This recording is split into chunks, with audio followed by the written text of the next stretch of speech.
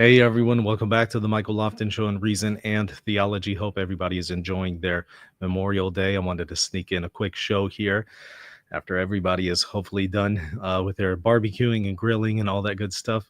I want to talk really quickly about the new Vatican website. Looks like they've finally done an update to it. For a long time, they kept a thing where it looks like an ancient manuscript or papyrus or something like that. And looked like it needed a little bit of TLC. Somebody evidently finally updated it. So I want to talk about that as well as um, review very quickly a clip from an Eastern Orthodox priest suggesting that the Pope Leo, has Antichrist aura. And then lastly, I want to talk about Pope Leo saying that Pope Francis is in heaven, but then praying for him at his tomb, and what some people are saying about that. So let's go ahead and dive in. Before we do so, though, let me remind you, hit that subscribe button, hit that like button. I'm going to share my screen, and let's briefly take a look at the website here. It's Vatican.va. So before, you would kind of see something that looked a little bit more along the theme that you see at the bottom here, but not as clean, and it was somewhat disorganized. Now, as soon as you go to the Vatican website, you got an option that says Magisterium. You click on it, it takes you to Pope Leo XIV's magisterial acts. So you have his audiences, his Regina Celli, his homilies. You have um, other messages and speeches, and so you can just simply click on them, and it will give you a list of them in various languages. So Arabic, English, French, German, Italian, Polish, Portuguese, and Spanish. Um, Sometimes a few additional languages like Croatian. So here it's a little bit more accessible, a little bit easier to find stuff, and especially more recent acts of the papal magisterium than before. Before, you kind of had to know how to hunt on the Vatican website. Of course, over here at the top right, you got a calendar, and so it's going to show you upcoming events for the Pope. In addition to that, you also have a list of popes and their previous magisterial acts. The Roman Curia, you can click on that. That'll show you the various dicasteries. And also, if you just kind of scroll down from the main page, you'll see the most recent things that the Vatican has published. So daily bulletin, press office, Eucharistic celebration presided over by the Holy Father. And so homilies, messages, and stuff like that, you'll see over here on the right. So kind of quick access to just whatever's going on for that day in recent weeks. Now, of course, you have Vatican's live feed that you can watch, as well as photos. You can scroll down and see and click on the acts of these various popes. But again, you can also go to the Roman Curia at the bottom left here, and that will show you different dicasteries. So dicastery for the doctrine of the faith is a really important one. This is one that's responsible for handling theological questions. And so if you click on that, you just look under documents, it'll show you the most recent documents that they've published in various languages. And the last one was the 22nd of February. So it's been a little while since they've published something, but a little bit easier to access and navigate, and just a cleaner look compared to before. So I like it. I appreciate it. And I like that the first thing that you see is Magisterium. It's the first thing you see whenever you just go to Vatican.va. So certainly the update is welcome and was desperately needed. By the way, there's some other references here, of course, links to the Bible, Catechism, Code of Canon Law, Ecumenical Councils, official acts of the Holy See. So if you click on Ecumenical Councils, you'll see Vatican II, Vatican I. Click on Catechism. It'll take you to the Catechism of the Catholic Church in various languages. Click on Bible. It'll take you to the Bible in various languages. So if you go to English, it'll take you to the Vatican's version of it. This is what the website used to look like. It was all this theme right here. So as you can see, some of the links and some of the pages still need to be updated. But at least the very front page has kind of a facelift, and certainly Again, very welcome. So happy to see that, and I hope that people will be able to access more recent acts of the magisterium because it's like right there on the front page now, so you can't miss it. um, how nostalgic is the parchment background? It is pretty nostalgic. I did like it, but yeah, it kind of needed a little bit of an update. Somebody says, I thought that the dicastery for the doctrine of the faith was the one that created theological problems. Well, that's funny.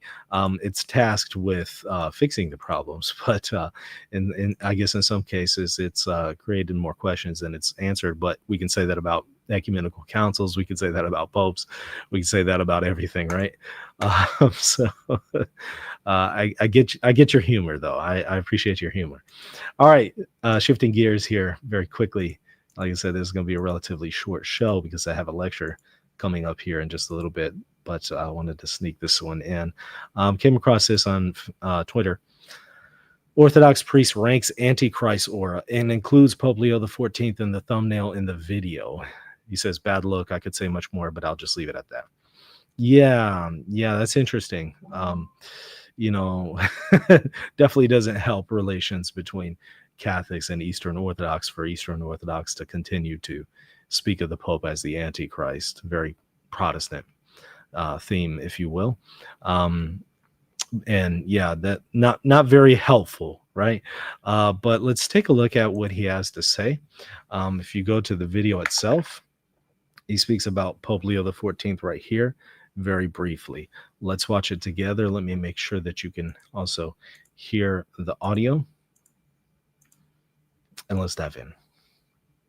A Catholic monk said to him, we have a new pope coming. Please pray that we have a good one. And St. Paisios said, don't worry, no matter what, he'll be infallible. So you always have that going for you if you're the pope. Just the hubris, the presumption of being the head of the church and all of the things and causing and perpetuating the great schism. He said the hubris of being the head of the church. This priest is incredibly ignorant. His name is Father Moses. Excuse me, Father Moses, your own ecumenical councils call the Pope the head of the church. Are you kidding me? Have you ever heard of the Council of Chalcedon? It's called the Fourth Ecumenical Council. Actually open up these councils and read them. Don't just say that you guys hold to the councils and the first 7 councils, but never read them. At best, you just read a few of the canons. Actually read what they have to say. And they explicitly say that. As does Ephesus, the Third Ecumenical Council. As does Nicaea II, the Seventh Ecumenical Council. Your own councils say that, Moses. What are you doing? What are you thinking here? Are you kidding me?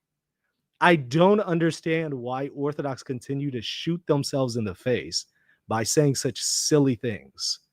If you have a problem with the Pope being the head of the church, you have a problem with your own councils. You're making Orthodoxy look stupid, frankly. But let's continue. Let's see what else he has to say. Definitely a 9 out of 10. Taylor Swift. Taylor Swift.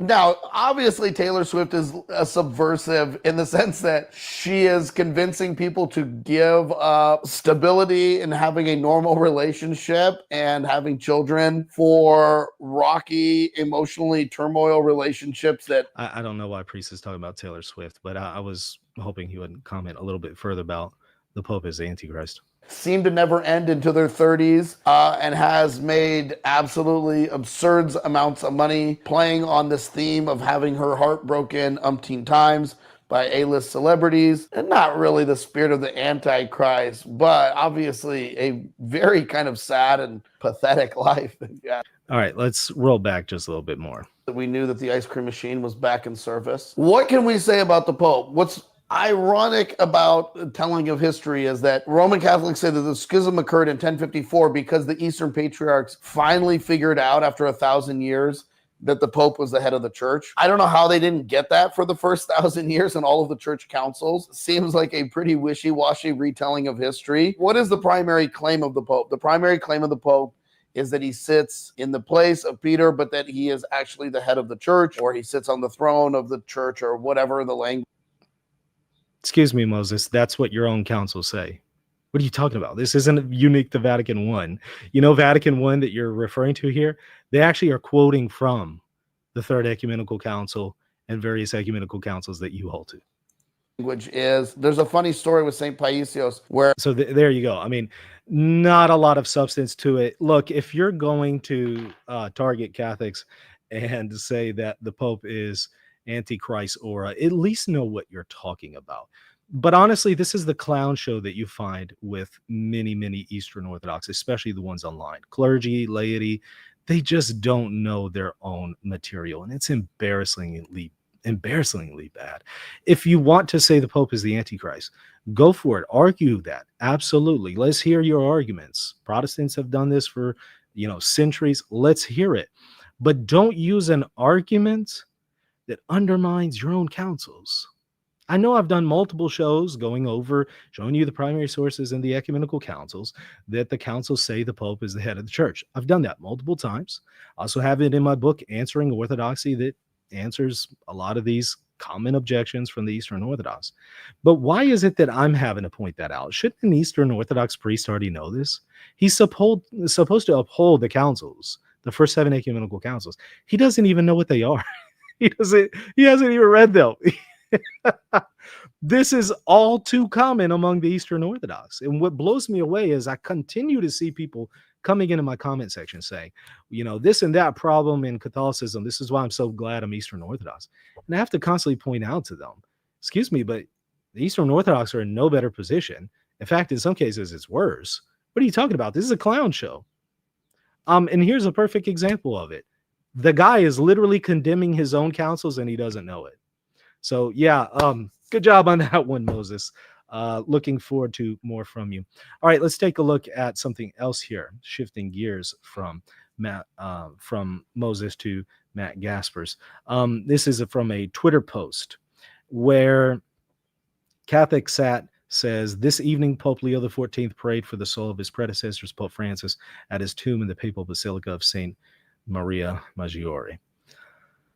Okay, so he has said multiple times that Pope Francis is in heaven, right? He said that several times. The first homily of his on Twitter, all sorts of places, at least 3 to my knowledge. But then here he's going and praying at the tomb of Pope Francis for his soul. And Matt Gasper says, why pray for someone who is already in heaven, as Pope Leo has claimed? Now, look, there's plenty of disagreements that I have with Matt Gaspers. The point, however, here is he raises a fair question.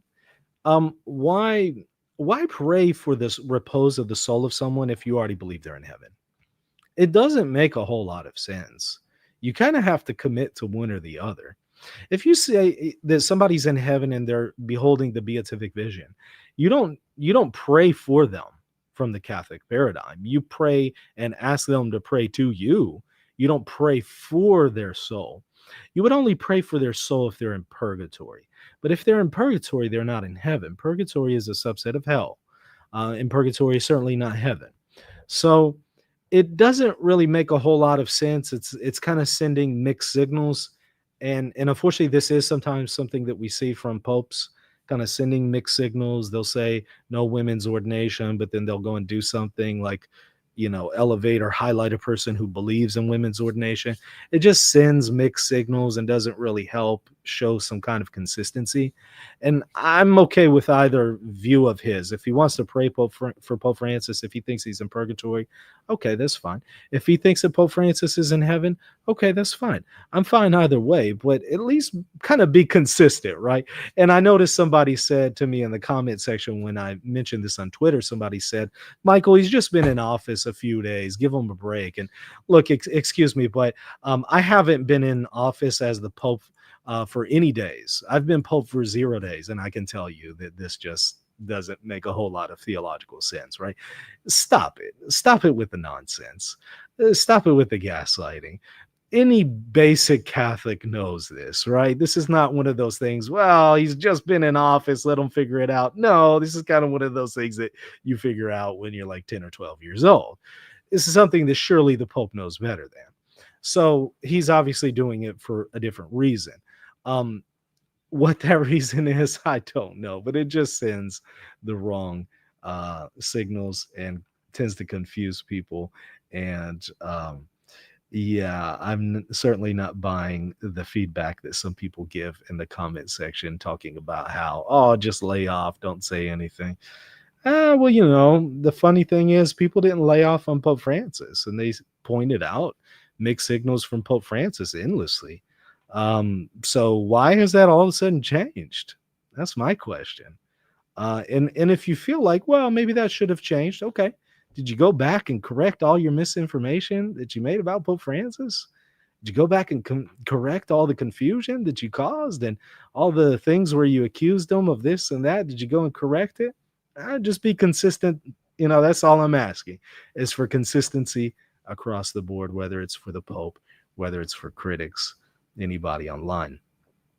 But I did think that was an interesting one. And I do have to agree with Matt that is a fair question. Why pray for someone who is already in heaven, as Pope Leo has claimed? Yeah, maybe just hold off on making those claims so quickly, right? Give some time for people to pray for the repose of his soul. Give some time for that. And then maybe later on come back with that. I don't know. Just a thought. Anyways, like I said, I got a lecture coming up here in a little bit, but I wanted to sneak this one in. Hope y'all enjoyed it. Hit that like button, hit the subscribe button if you did. See you later. God